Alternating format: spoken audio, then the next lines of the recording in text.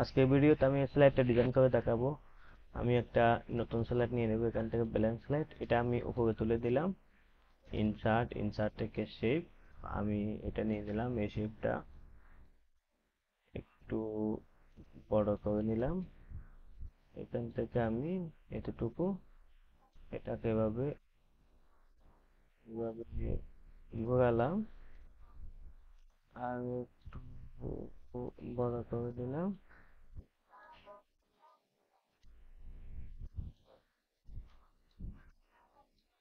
তো এখন আমি একটু ছোট করলাম, এখান থেকে নো আউটলাইন, কন্ট্রোল ডি দিয়ে আরেকটা করলাম।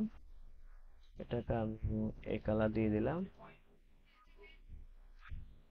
এটাকে আমি জাস্ট এতটুকু, এটাকে আমি একটু ছোট করে নিলাম আর একটু বড় করি। কন্ট্রোল ডি দিয়ে আরেকটা করলাম। এটাকে আমি এই কালার দিয়ে দিলাম। এটাকে আমি ব্যাক, এটাকে আমি একটু ছোট করলাম। এখন এটাকে কন্ট্রোল ডি দিয়ে আরেকটা করলাম। এটাকে কিভাবে একটু ছোট করে নিলাম। এটাকে আমি এইভাবে সমান করে দিলাম।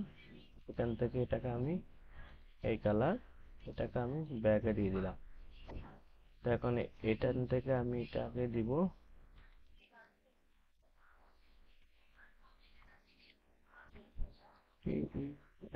টি টেক্সট।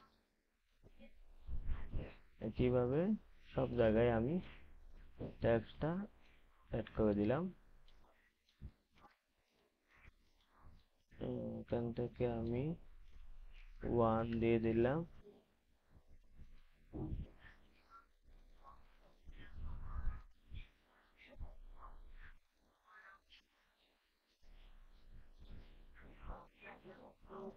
এটাকে আমি একটু উপরে তুলে দিব।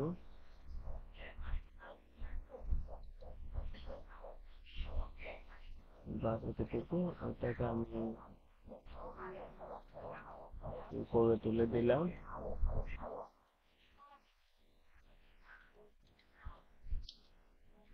2, 3,